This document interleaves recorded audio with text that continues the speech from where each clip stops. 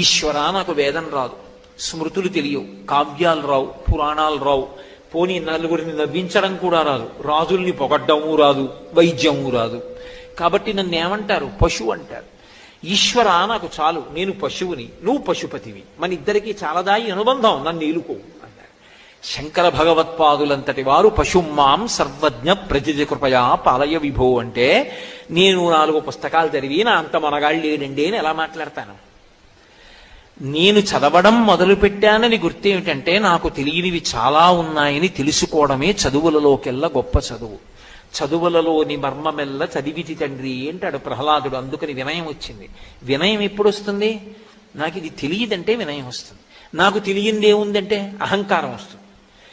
ప్రహ్లాదుడికి అంత వినయం ఎందుకు వచ్చిందంటే, నాకేం తెలుసు అన్నాడు. మహాత్ములైన వారెవ్వరూ కూడా నాకు తెలియంది ఏమిటి అనలేదు, నాకేం తెలుసు. ఈశ్వర నాకు వేదం